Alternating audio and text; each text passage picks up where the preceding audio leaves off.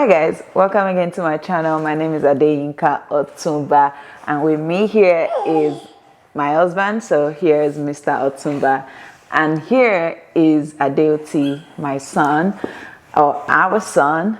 So in today's video, we're going to be talking about the coronavirus and the effect of the coronavirus on your emotional well-being, and about the virus being real.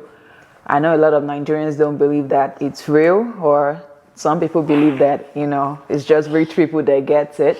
But I'm here to tell you that anybody can get coronavirus, and it is crazy. So if you don't need to be anywhere at any point in time, then just stay out of trouble and just stay home. You don't want to catch this virus. So Mr. Otumba just caught this virus, and we just went through like a really tough 12 days, and that's why we're doing this video. And I just kind of brought him on here with me to just tell you guys how he felt dealing with this virus and not being able to pick up his son for about 12 days. So I'm going to be inserting the videos of everything he used when he got this virus, and how I actually was passing food to him and putting it right in front of the door, and trying not to make any contact with him. So he's here right now just to talk a little bit about the virus, and just to tell you guys how he felt for him from his own perspective. So yep. Before I get started, I want to give a little due respect and probably a moment of silence for the over 400,000 people in the United States and around the world too as well. So want to make sure that is in for those of you still going through it as well. Wishing you the very best, from my personal experience with it. So going through Corona, the COVID-19 disease for me, luckily I was more on the lucky side where I really didn't have any terrible symptoms. I didn't lose anything. I didn't have any other high fever. Did experience body aches for probably about 3-4 hours, where it felt like I had done probably about 300 squats without taking a break. And then I still have a little bit of a cough. The cough got really deep, and there were parts of it that kind of felt like the rib cage was gonna break. And then I still have a little bit of that right now, and then I had a runny nose for about a day or so, and then I've been on the mend since. The aspects of it that nobody really tells you because of all the uproar around it and how serious and how much coverage the disease itself gets in media as well, which is the right thing. The first thing you think about is, oh wow, is this a death sentence? Because I know when I first got my positive test results, I immediately went to my computer, and the first thing I was doing is making sure that things are in order for my family. Should the unexpected happen, or should I be in a situation where I'm incapacitated and can't make the decisions? So had everything pretty much all done, and just verifying everything. That can be terrifying. Then you go through the phase of guilt, because everything associated with the disease tells you about washing hands, wearing a mask. I did all of that. And then you go through the phase of just dealing with the disease itself. And then for me, by the time I got to day 2, day 3, I don't know if it's hallucinations or whatever, just had these weird thoughts of, how do you know if you're dead, and just laying there and like, okay, so what's different if you're dead? Do you still wake up and then you can't move your body? Just all kinds of emotions. So it takes, you to be mentally trained to, have the right thoughts. Yes, those were the mental aspects of it. And then even after you get through it too as well, you still feel some sort of lethargic moments. I know I feel that quite a bit, because I'm usually one that's up by 4 a.m. in the morning with a bust of energy and, just ready to take on the world. The last couple of days now, been out of quarantine, probably about close to 36 hours now, being able to, finally grab a hold of my son, hearing him upstairs and not being able to interact with him or my wife was, pretty tough going. And then seeing him from afar and trying to, walk away and making sure that everything I touch, I was sequestered to 2 rooms, our bedroom and then the study.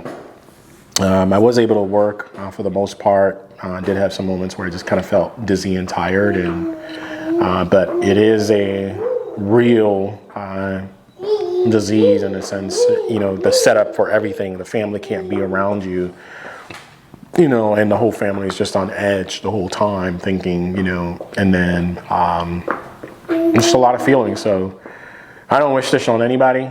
So take the precautions necessary, and we'll get through this hale and hearty on the other side. Thanks.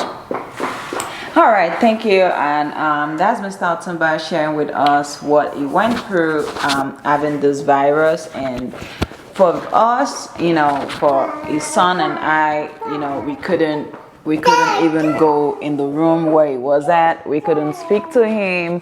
We couldn't touch him. He could hear us speaking in the house, and we only spoke via FaceTime. And sometimes my son will hear him from downstairs and is wondering that, okay, well, I can hear my dad. Why is he on the phone?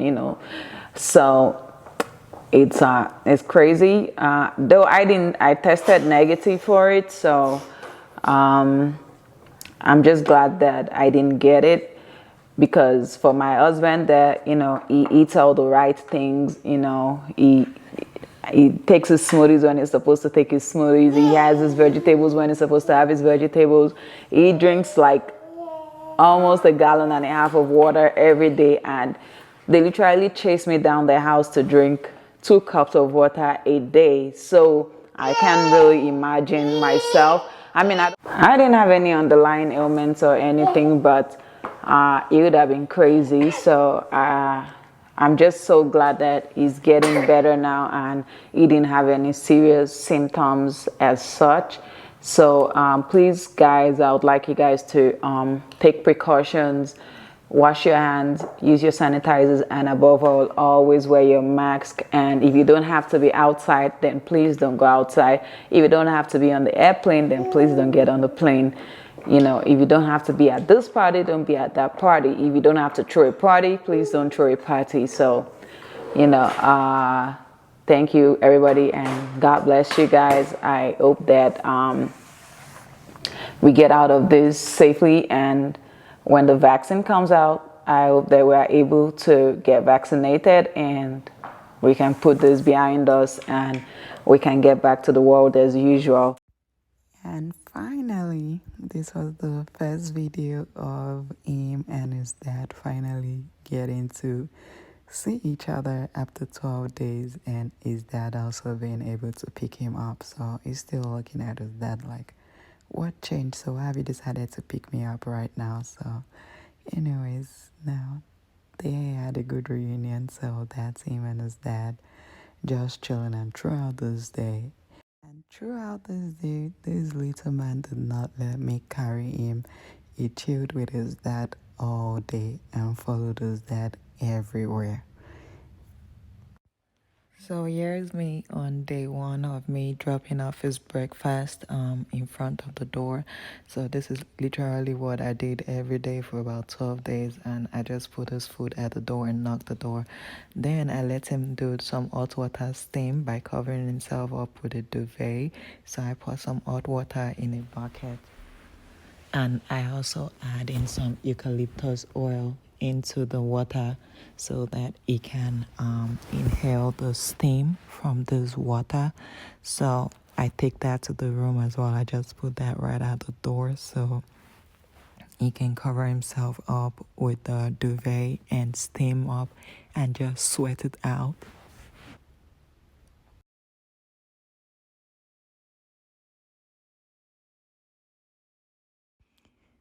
In here I have I have the tea bag over lemon ginger tea and also a few drops of peppermint. Then this is also dropping his food off again in front of the study this time. and also dropping off another food again for him. And basically, this was my life for about 12 days, just literally dropping off food after food. So after that, I'm cooking him like some homemade herbs. So in here, I have some lemon, some lime, I have some tangerine, I have some ginger, I have some garlic, and I just had everything into a clean pot, and then I'm going to be adding in some cloves. I don't have the sticks, I had all of the powder, so I just added the powder cloves. And then when I'm done adding that, I'm also going to go ahead and also add some turmeric to this mix. And when I'm done adding the turmeric, I go ahead and add some water, and I just bring it to a boil. And once it has boiled and released all of its flavor, I sieve the juice out into a cup while it's still hot and serve it to him. Up next is I'm making him some smoothie because we have to keep his pH level high. So now I'm adding some watercress to the blender, and I'm going to also be adding some cucumber. I'm going to be adding some cucumber and some kale. I added some kale to this. I added some banana as well. I also added a squeeze of lime juice to this some freshly squeezed lime juice as well. Then I just added some water and blended it up for him to just make sure that his pH level and everything is up there. So he was having this every day as well.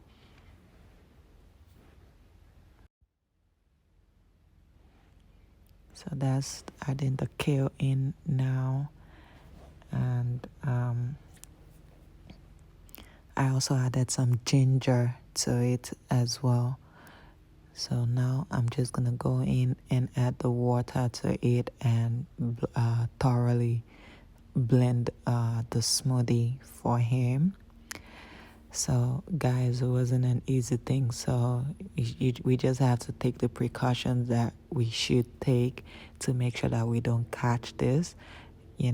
I'm not even one to drink green smoothies. Like, I don't like green smoothies, so I couldn't have imagined drinking this myself.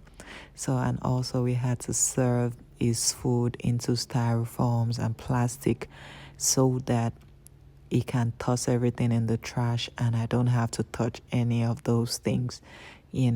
And there's dropping off another food, just over and over again, dropping off food and styrofoam and plastic and all of that. Then in here, the next thing is I made him some simple salad. It was just a vegan salad of watercress, kale, cucumber, and some baby tomatoes. And I made a simple dressing of lemon, olive oil, and some black pepper.